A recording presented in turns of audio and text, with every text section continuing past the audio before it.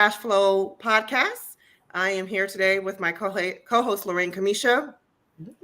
I'm Jenny Marie, and we are super excited to have Lee Campbell of the Batty Bosch University join us today. Hi, thank you so much. Yes, thank you for joining. So, just to let you know, we are the Viral Profits Academy, where we teach entrepreneurs how to go viral and profitize their social media. In the next 30 minutes, we're going to explore the latest viral topics, and we have some good ones, along with our special guest. And then we'll hear more about the offering that she has and her journey to entrepreneurship. So, thank you again, Lee, for joining us. Thank you so much. I'm excited. All right. So, Lorraine, what are we kicking off with today? We've got a few topics flowing. Let's see. We've got so much going on. I don't know.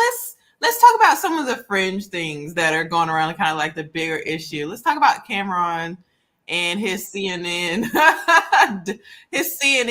interview. Like, I watched a little recap. Let's recap. We'll have Lee weigh in. You go ahead. So our friend Cameron, Mr. Pink, right? He went on CNN, and the segment was actually by one of the Black Lady News anchors. I believe her name's Anna, if I'm not mistaken.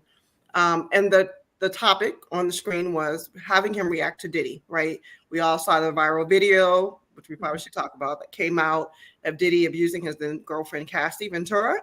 And so Cameron came and, he provided his insight.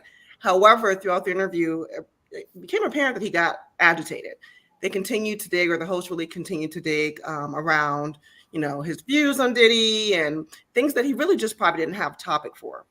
And what we found out post-interview is that Cameron was actually not baited and switched. He was asked to come on and talk about Diddy, but as a businessman, he came on and he positioned his product, which is that horsepower supplement. And he also talked about his podcast with Mace, who is Diddy adjacent, right? And has history with Bad Boy. And so there's been a lot of commentary. I think I set up a Firestone on my page. There's some other folks who have said that he was rude and ghetto. However, there's this other side that says, no, he, first we thought he was bait and switched, but not only that, he was smart and he leveraged that interview to his benefit. So, Lee, we're going to have you weigh in. I'm not sure if you've seen the hype, but want to hear your perspective on it.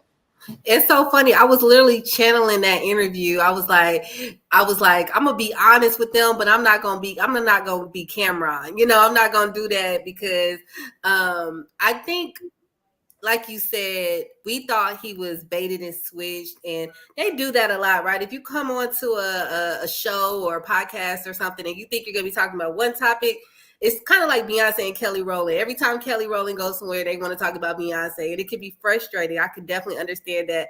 But that wasn't the case. But he did take that opportunity to present his brand. I thought that was pretty smart, because why else would they necessarily want to bring Cameron onto CNN unless to talk about some drama, right? That they always try to put us in. So I guess he took advantage of that and he made a viral moment. So, I guess mission accomplished, right? Check mark. All right, Lorraine, bring us home. What's your thought? What's your perspective? I mean, I don't necessarily find an issue with him, like, kind of staying out of it. Like, honestly, there, as a viral marketer or just somebody who's growing a brand and doing the things I do online and on social media, there are some topics that I just stay away from altogether. Like, sometimes it's because I really don't, going viral many times, some of that energy coming back to you all the time, you can't help but to absorb it. So that's one thing. But in cancel culture, it's like, it don't matter what you say. Sometimes if people are looking to cancel you, it just is what it is. So, I think it was smart on his part. I just wish he could have been more strategic about it on camera is what I feel from it. I watched a small snippet of the interview. It was hard for me to kind of get through because it was just like, really? Like, we gonna you know what I'm saying? So it's just, some things, I don't know, maybe media training is like what I want to see. There, we see it all the time. People get on people's platforms and, now all of a sudden we're talking about something different. And it's your job as talent or as the brand to kind of draw it back home and draw it to you. That's one of the whole reasons why we started this podcast, is to talk about, okay, how are these viral moments, how are you going to bring value back to yourself with those? So that's understandable. It's just the way he did was kind of tacky to me. Yeah, I will close with this. There is a friend on my timeline. Her name's Tamra, and she put it very, she spelled it out. Cameron was Cameron. He was consistent. That's who he is, right? So as an executive at CNN Live, your audience is not Cameron's audience. Let's be for real.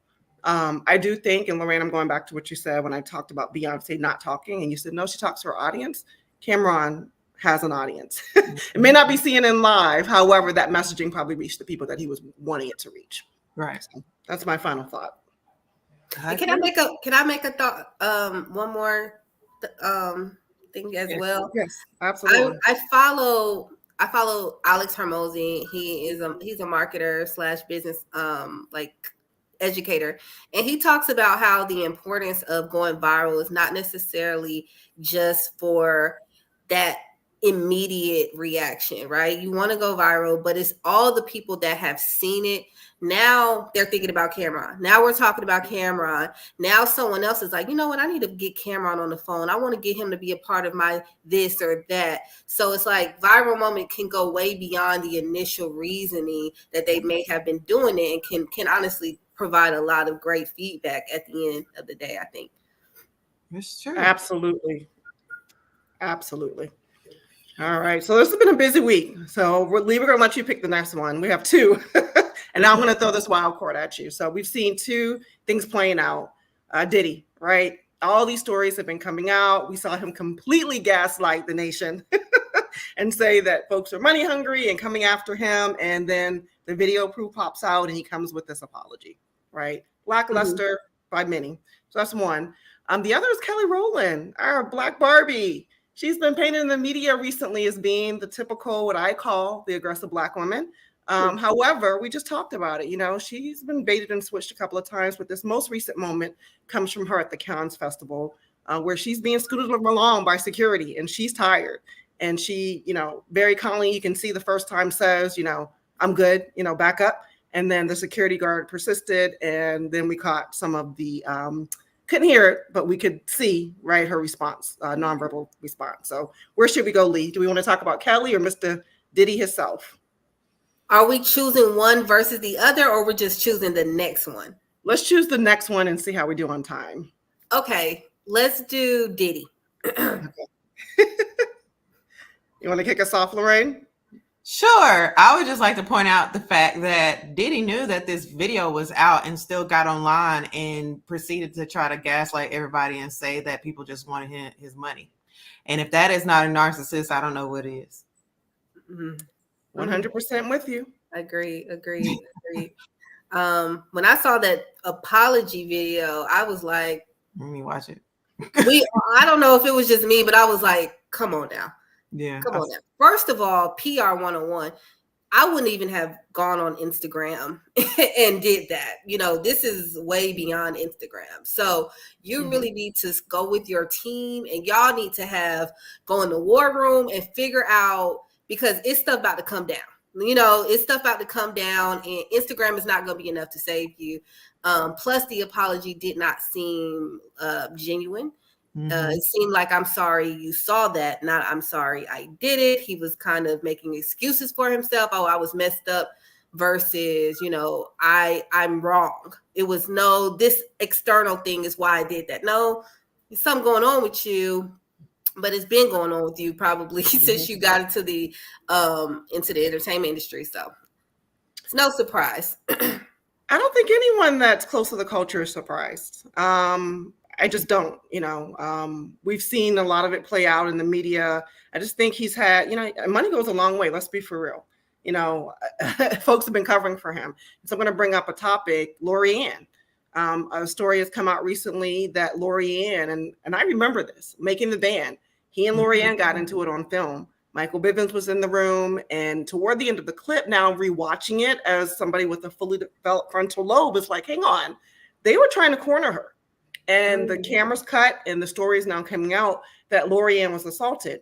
which then makes sense because we heard Diddy at the BET Awards last year thank Lorianne Gibson for keeping him free or something of that nature, right? Those were kind of the words or the terminologies that he used in that speech. And I was like, Lorianne? So that tells me that there was probably some agreement behind the scenes. I'm hearing Lorianne I think she walked away maybe with the show afterwards. So it sounds like his money has been going a long way. And, that happens when people are accosted and things are done to them. Sometimes money talks. A lot of times money talks. Let's be for real. It does. Yeah.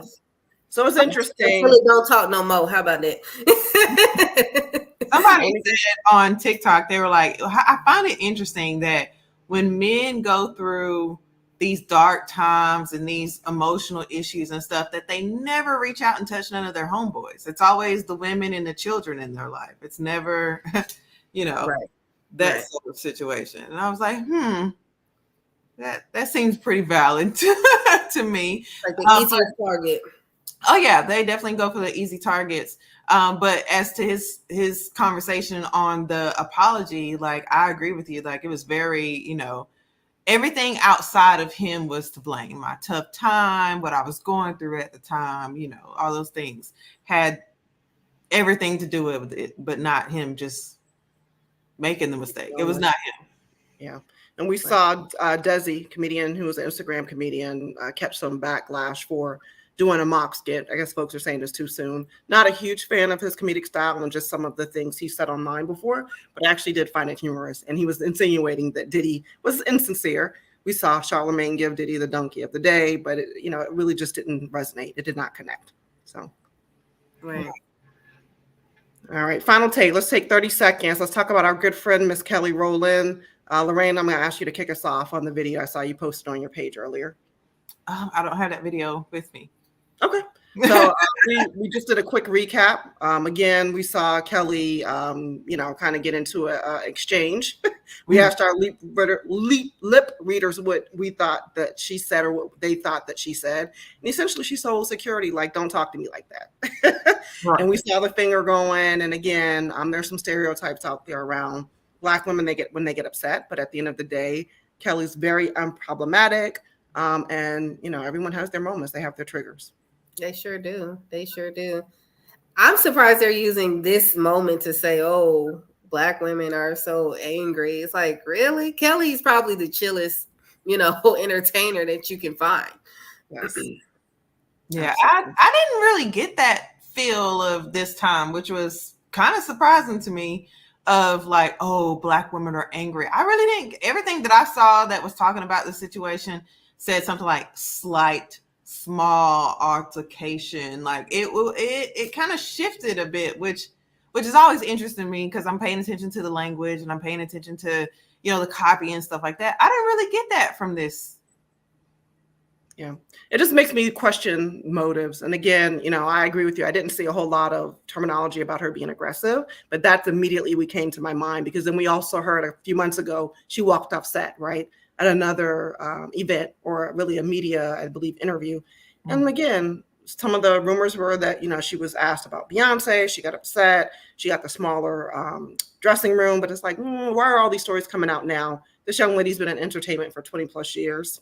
We've never seen this side before. Right.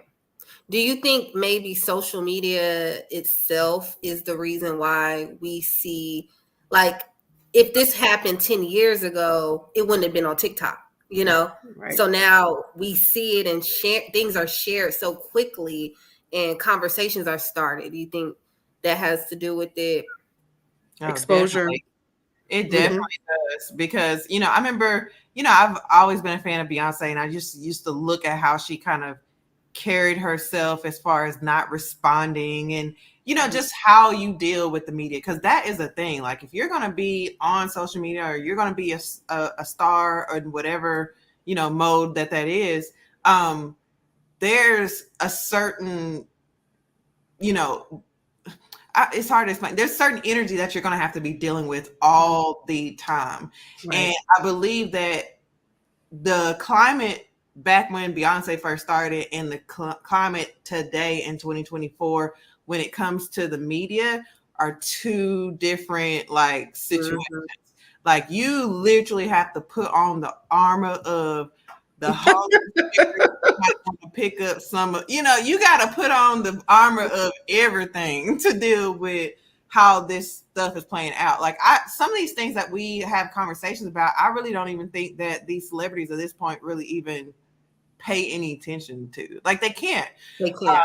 Just like I said, just with the little bit amount of followers and stuff that I have, I be wore out. There'll be times where I don't even look at stuff for weeks at a time because it's just so exhausting. So I can't imagine being at that level and having that type of money and that type of fame that they would even really be kind of paying attention to this at all. They like their people's people is probably doing it at this point. Exactly. Got to get out the comments. And if you're anything like some of us, you got to disassociate sometimes. All the you can't time. respond to everything, right? Exactly. Some people feed the dragon, and it's like, girl, please stop. Just like stop. You're playing with fire when you do that. When it's just growing, and you're like, oh, you're just starting to get a little attention. You just start to go viral, and you're getting good at it. Because a lot of people try to say that going viral is luck. I'm telling you, it's not. Okay. Mm-hmm. You can literally predict, and you can plan, and you can do this stuff. So when you start going viral multiple times or over and over and over again, and you've already dug yourself in that hole where you're all in the comments, you're combative, you're going back and forth. It's like fighting hundreds of thousands and millions of people all at the same time. That takes a toll on your mental. It takes a toll on your body. It takes a toll on your spirit. It takes a toll on you. So I don't stay away from that. Stay out the comments. Now, yeah, like train yourself now to not even let it bother you. And I'm not saying you're gonna be perfect, because there are times where people say something sideways. I'm like, okay, yeah, I got time today. But, it's very rare, and it's not because I don't feel some type of way all the time when people say something. It's that I already know the toll and the energy costs that it costs. Mm-hmm. Absolutely. Energy costs. That's good. Yeah. So let's talk about it. That's a perfect segue. So we again have Lee Campbell, the founder of the Batty Boss University. So Lee, take a couple of minutes. Tell us about yourself and your Batty Boss University and how it came to where you are today. Thank you. So I've been a business consultant for the past 5 years. Prior to that, I worked in the corporate world for Fortune 500 companies in their sales and marketing departments, creating initiatives for them, actually award-winning salesperson. And I learned so much in my years of working there that I started to assist my family and friends with them starting their own businesses. And so when I was thinking about venturing out on my own and creating something, a mentor actually said, hey, I think you like helping people with their business. And I had called him about something totally different. I'm like, no, I don't, I can't. And then I'm like, I can't help anybody with a business. I don't have my own business. And he's like, he's just spoken to me. And then I went home and I prayed about it. And I said, God, if this is what you want me to do, I'll do it. And I've been doing it for 5 years. And I've helped, thousands of baddie bosses start their own businesses. We help with coaching, with marketing, with hiring. So, that's Batty Boss University. Beautiful. And how long have you been in business? 5 years. Oh, wow. Beautiful. Yes, thank you. So who's your, your core audience? I can make an assumption, but tell us more about your core audience and who they are.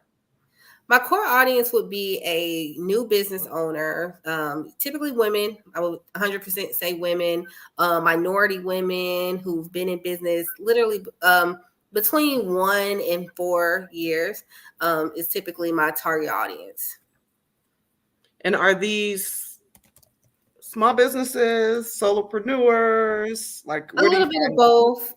We have entrepreneurs who have larger companies, but then the solopreneur. My goal and my philosophy is really to get solopreneurs to start thinking about bringing on a team and collaboration with others, because that is, to me, the key to growth as a business is to bring other people into your empire. That's beautiful. Any follow-up questions, Lorraine? So what made you want to get into the line of work, other than, somebody told you that that's what you should be doing? Do you always know you're going to have a business, or is this something that just kind of came about? That's a good question. I've actually been, I've been an entrepreneur since I was 7. That was my first introduction into making my own money. It was Mother's Day, and someone came to my daycare. This is how young I was, and they were selling gift baskets for Mother's Day. And so I just went around and showed all my teachers, like, I like this. And one of them bought one. So I told the lady selling them, she actually gave me $1, which was like $100 bill to me at 7 years old. And I was like, wait, I can make my own money, From there, I started selling candy in school. I started selling T-shirts. I always say my brand name, people always think when they see baddie balls, like, oh, you're a baddie, you're cute, you're pretty. And it was like, no, I was literally the bad kid in school because I was always like trying to make money. I was always selling candy. I was like, why we keep learning about Benjamin Franklin? I'm trying to get some Benjamin Franklins in my pocket. And so just that love of entrepreneurship and love of independence, that was the true inspiration behind me wanting to give others that. So I know you're online a lot, and that's how I found you and how we connected. What's your favorite trend that's happening right now in the social media space? My favorite trend, are we talking about like a particular platform, or it can be platform specific? Yeah. Okay. So I know I find you on Facebook a lot. I call it the suburbs. That's where I hang out, right? But we see different trends resonate on different platforms. But is there one that's just kind of top of mind that's happening for you right now?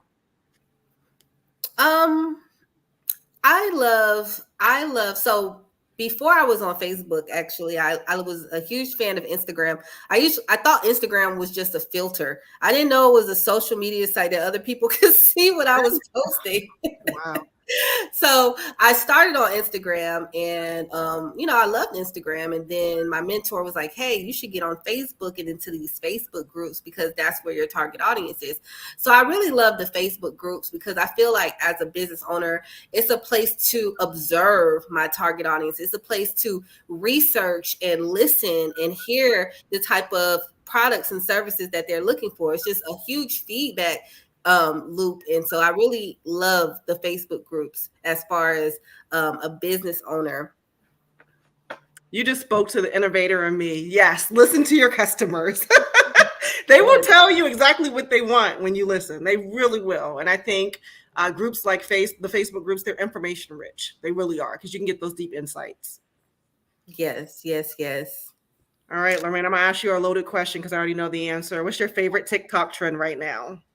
I think right now, for strategies wise, I guess, would be the one that they're doing with the pay off your debt. Because it's just as somebody who's a marketer, it's like so intriguing to me to just, for me, it's all numbers.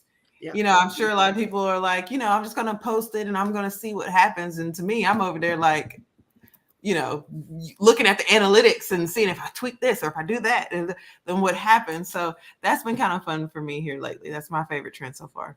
Can you tell me what that is? Oh, sorry. No, you took the words out of my mouth.